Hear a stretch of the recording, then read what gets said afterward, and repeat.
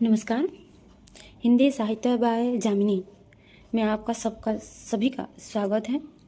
आज हम 11वीं क्लास के एमएल हिंदी के काव्य पाठ विनय के पद और बाल लीला, थोड़े सा मिस्टेक हुए, बाल लीला,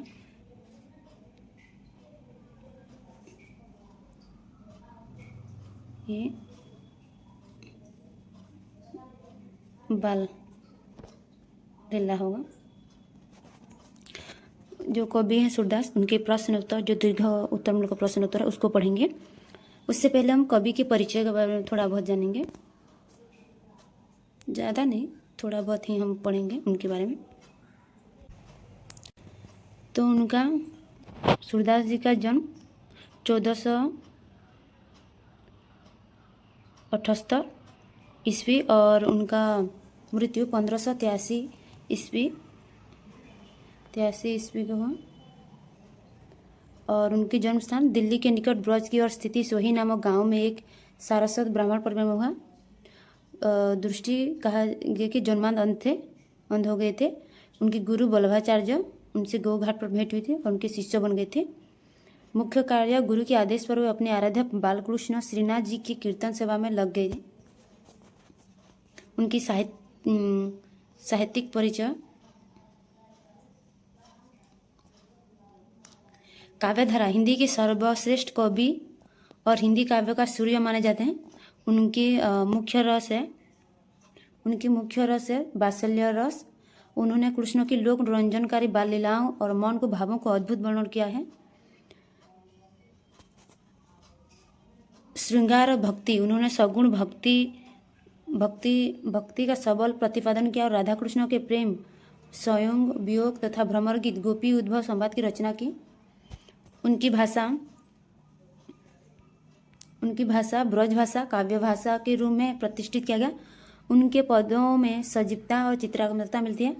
सुरसागर भगवान के आधार पर कृष्ण लीला से संबंधित प्रसिद्ध ग्रंथ है उनका। अब हम देखते हैं दीर्घ उत्तर मूलक प्रश्नोत्तर।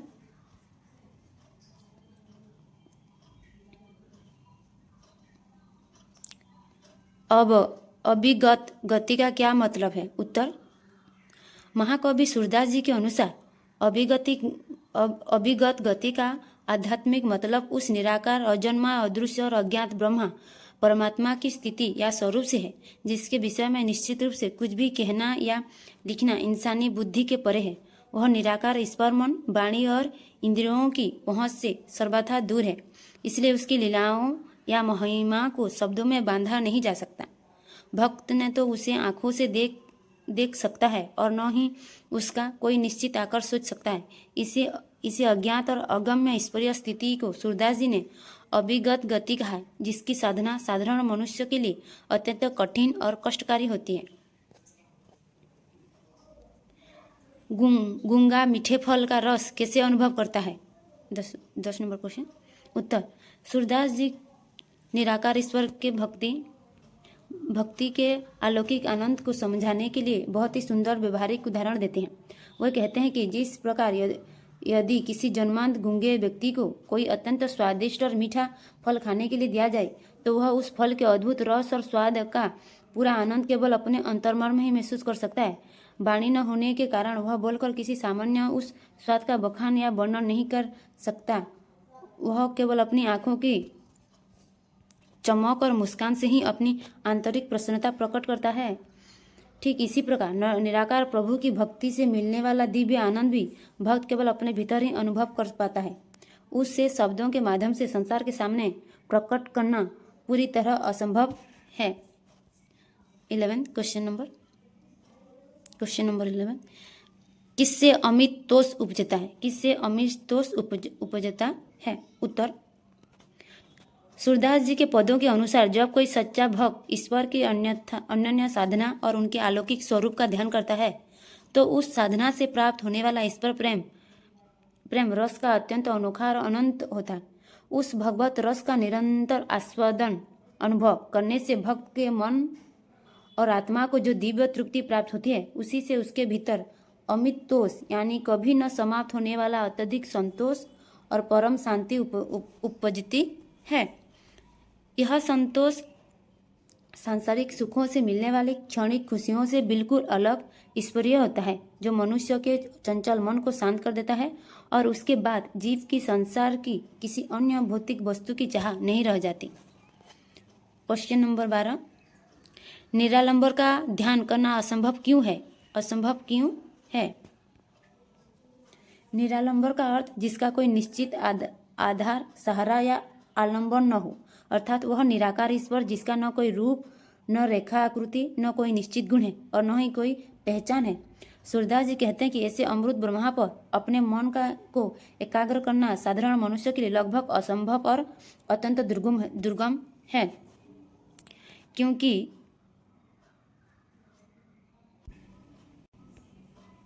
क्योंकि जब ध्यान लगाने के लिए आंखों के सामने भगवान की कोई निश्चित छवि, मूर्ति या लीला आधारी नहीं होती, तो मनुष्य को चंचल मन शून्य में भटकने लगता है और किसी एक विचार पर टिके नहीं पाता। इसी ठोस सहारे या रूप के होने के कारण ही निराकार की साधना को निरालंबन और अत्यंत कठिन माना गया है। क्वेश्चन नंबर 13, जहाज के पंछी की क्या मजबूरी है? जहाज के पंछी की क्या मजबूरी है? सूरदास जी ने अपने मन की अनन्य और एकाग्र भक्ति को दर्शाने के लिए जहाज के पक्षी का सहारा लिया है। महासागर के बीच चल रहे एक समुद्री जहाज पर यदि कोई पक्षी बैठा हो तो उसकी सबसे बड़ी मजबूरी यह होती है कि वह जहाज से उड़कर चाहे जिस दिशा में भी जाए,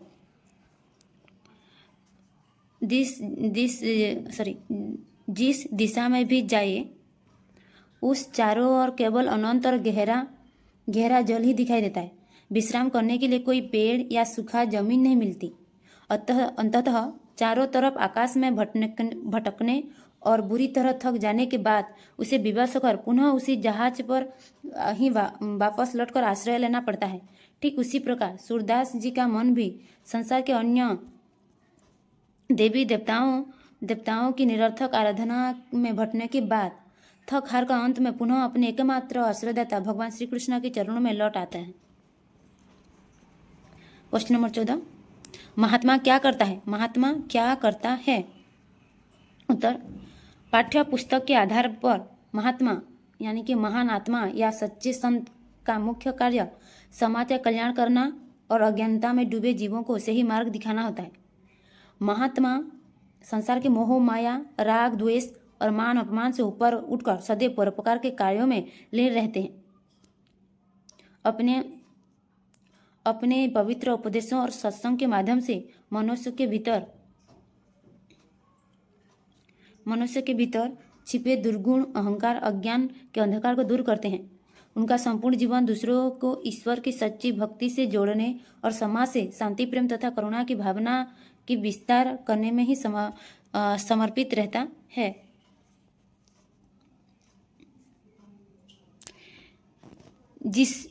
क्वेश्चन नंबर 15, जिस भौरे ने कमल का रस पिया वह क्या नहीं करता?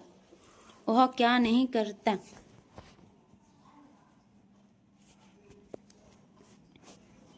उत्तर,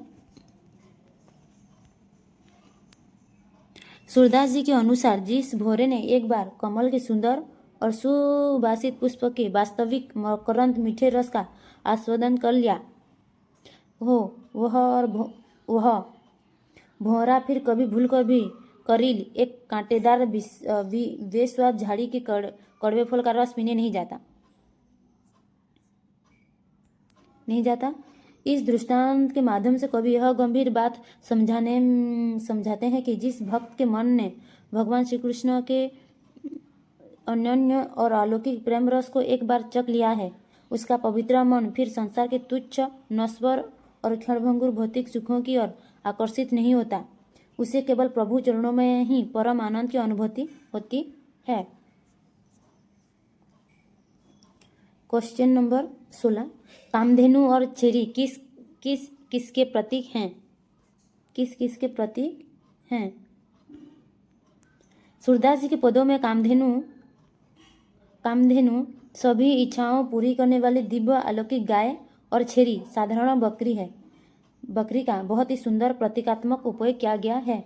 यहाँ कामधेनु साक्षात भगवान श्री कृष्ण की सगुण भक्ति और उनके दिव्य स्वरूप की प्रतीक है, जो भक्त को परम तृप्ति और मोक्ष प्रदान करती है। दूसरी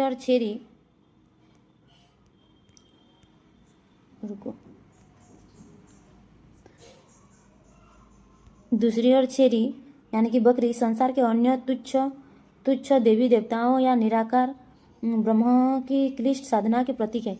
कवि का तात्पर्य यह है कि जब पास में स्वयं कामधेनु रूपी श्री कृष्ण मौजूद हो तो उन्हें छोड़कर किसी साधारण बकरी अन्य साधनों को दूहने जाने सरासर मूर्खता है।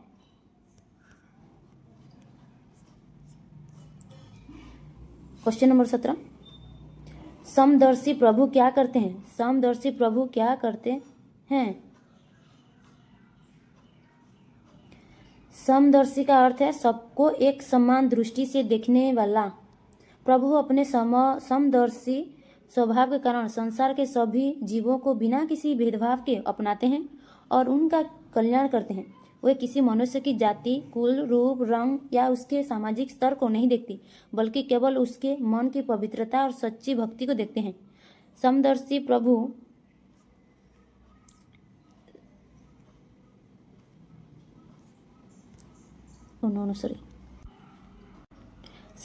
प्रभु बड़े से बड़े पापी और दुष्ट व्यक्ति को भी केवल सच्चे हृदय से शरण में आने मात्र पर उसके सारे अवगुणों को भुलाकर गले लगा लेते हैं और उसे मोक्ष प्रदान करते हैं। उनका प्रेम सबके लिए एक समान रूप से बरसता है।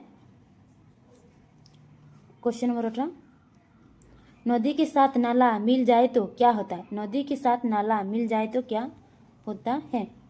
सूरदास जी के अनुसार जब एक गंदा और अपवित्र पानी का नाला बहते हुए किसी पवित्र और विशाल नदी जैसे गंगा में जाकर मिल जाता है तो वह नाला अपना मेलापन और पृथक अस्तित्व पूरी तरह खो देता है। नदी में विलीन होते ही वह नाला भी नदी के समान ही पवित्र, निर्मल और पूजनीय बन जाता है। इस उदाहरण से कवि यह दार्शनिक बात समझाते हैं कि जब कोई दुर्गुणी या साधारण मनुष्य भगवान के अनन्य भक्ति में लीन होकर खुद को परमात्मा को समर्पित कर देता है तो उसके सारे पाप नष्ट हो जाते हैं और वह भी ईश्वर का रूप होकर परम पवित्र हो जाता है।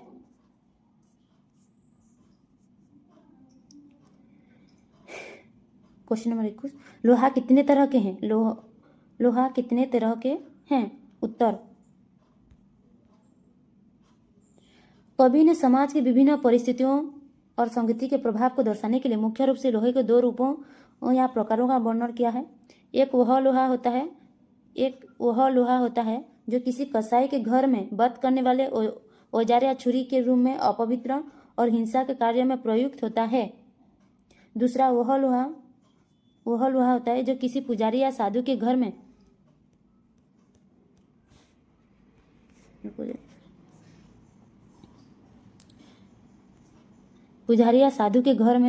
पूजा के बर्तनों या अर्चना के वस्तुओं के रूप में पवित्र कार्यों के लिए रखा जाता है। लोहा मूल रूप से एक ही धातु है, परंतु स्थान और उपयोग के आधार पर समाज में उसके ये दो अलग अलग रूप दिखाई देते हैं। 19 नंबर क्वेश्चन 20 नंबर, पारस क्या नहीं जानता?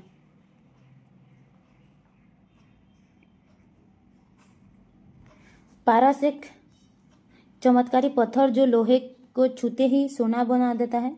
कभी भी लोहे की पृष्ठभूमि या उसके इतिहास में भेदभाव करना नहीं जानता। पारस यह नहीं देखता कि लोहा किसी कसाई के घर का पवित्र औजार या किसी मंदिर की पवित्र बर्तन। उसका स्वभाव केवल स्पर्श मात्र से लोहे का कल्याण करना है। वह जैसे ही किसी भी प्रकार के लोहे को छूता है उसे तुरंत कीमती सोने में बदल देता है। ठीक उसी प्रकार भगवान भी पारस के समान है, जो शरण में आने वाले भक्त का पिछला पाप या अवगुणों देखे बिना उसका उद्धार कर देते हैं। कंचन करत खरों का क्या तात्पर्य है?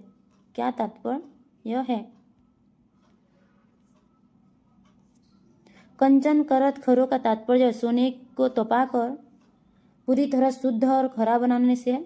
यहाँ सूरदास जी पारस पत्थर और लोहे के दृष्टांत के माध्यम से समझाते हैं कि जिस प्रकार पारस पत्थर लोहे के अच्छे या बुरे होने के भेद नहीं करता, अपने स्पर्श मात्र से उसे अमूल्य सोने में बदल देता है, ठीक उसी प्रकार भगवान भी समदर्शी है। वे शरण में आए भक्त के पिछले पापों या अवगुणों पर ध्यान नहीं देते। प्रभु अपनी असीम कृपा और भक्ति के स्पर्श से उस पापी जीव के अंतःकरण को पवित्र करके उसे साक्षात सोने की तरह खरा, शुद्ध और दिव्य बना देते हैं। सब एक हैं, परंतु दो समझकर क्या क्या नाम दिया गया है? उत्तर: कवि के अनुसार संसार का मूल तत्व या जल एक ही है, परंतु मनुष्य अपनी अज्ञानता और बाहरी रूप भ्रम के कारण उन्हें दो अलग अलग रूपों में समझ बैठता है। उदाहरण के लिए, जब पानी बहता है तो उसे नदी कहा जाता है,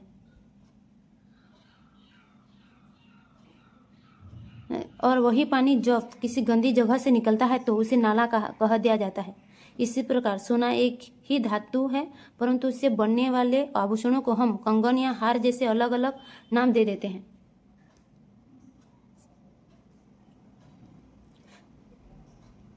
दार्शनिक रूप से इसका अर्थ है कि संपूर्ण सृष्टि में केवल एक ही ईश्वर परमात्मा का वास है, जिसे अज्ञानी लोग अलग अलग रूपों में देखते हैं। यशोदा शाम को क्या चेतावनी देती है? उत्तर: माता यशोदा अपने नटखट बालकृष्ण शाम को अकेले घर से बाहर जाने पर एक स्नेहभरी चेतावनी देती हैं।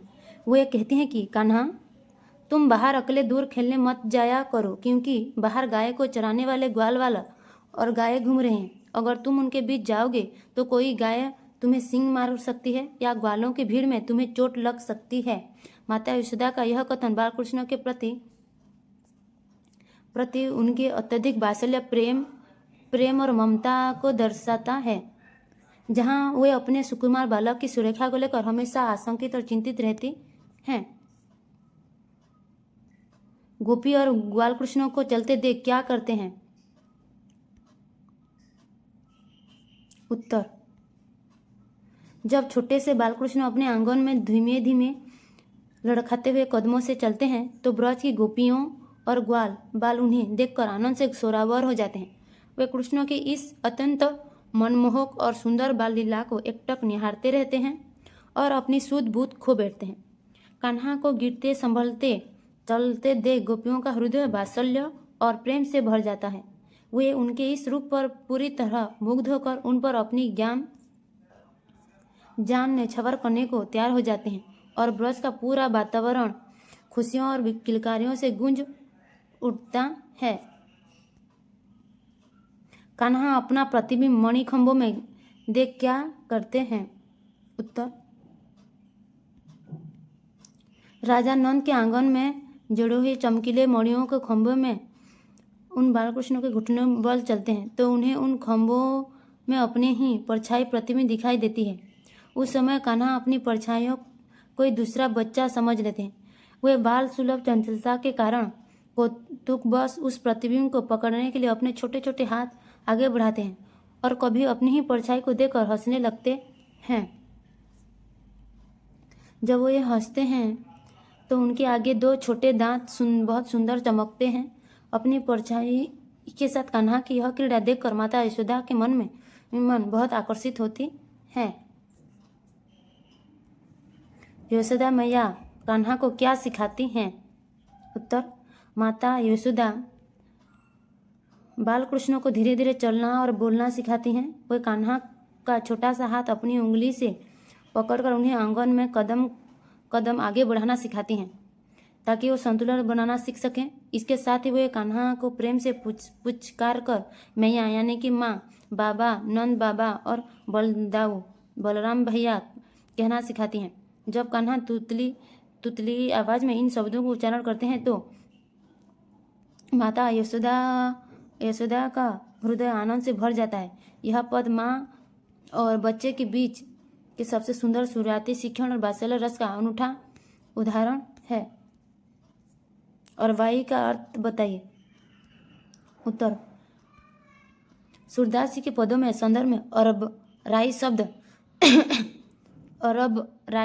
अर्थ हड़बड़ा जाना, घबरा जाना, व्याकुल होकर अचानक उठ बैठना है। जब बालकृष्ण घुटनों के बल चलते हैं, चलते चलते या खेलते खेलते थक कर अचानक लड़खड़ा जाते हैं, फिर सोते समय कोई सपना देखकर अचानक चौंक कर उठ जाते हैं, तो उस स्थिति को अरब राई कहा गया है। शिशु की इस व्याकुलता या हड़बड़ाहट को देखकर माता यशोदा तुरंत दौड़कर उन्हें अपनी गोद में उठा लेती हैं, उन्हें गले से लगाती हैं और चुप कराती हैं, ताकि उनके बालक का डर या घबराहट दूर हो सके।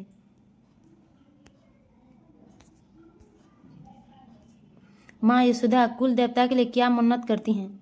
कुल देवता के लिए क्या मन्नत करती हैं? उत्तर, माता यशोदा अपने इकलौती और प्राणों से प्यारे पुत्र बालकृष्ण की दीर्घायु, लंबी उम्र और सुरक्षा के लिए अपने कुल देवता से बार बार मन्नत मांगती हैं। वे हाथ जोड़कर प्रार्थना करती हैं कि उनके कान्हा को किसी की बुरी नज़र न लगे, वो हमेशा स्वस्थ तथा सुरक्षित रहे। वे मन्नत मांगती हैं कि उनका बालक जल्दी से बड़ा हो जाए, ग्वाल बालों के साथ गाय चराने जाए, नंद बाबा का नाम रोशन करे। इसके लिए वे कुल देवता की पूजा अर्चना करने और ब्रज में छाछ माखन बंटने का संकल्प भी लेती हैं, जो एक भारतीय माँ के निश्चल प्रेम को दिखाता है। नंद सुत की कौन सी चीज और क्रिया सुकुमार मति यानी कि सूरदास के उर्म यानी कि हृदय में अटका है? उत्तर,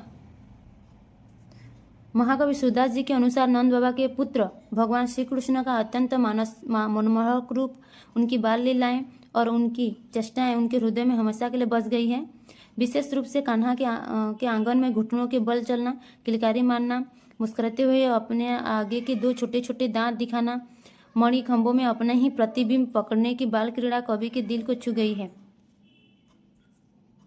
श्री कृष्ण की यही भूली भाली छवि और चंचल क्रियाएं सूरदास जी जैसे सुकुमार मति कोमल बुद्धि वाले भक्त के हृदय में इस कदर अटक गई है कि वे चाहकर भी इसे कभी भूल नहीं पाते हैं। धन्यवाद।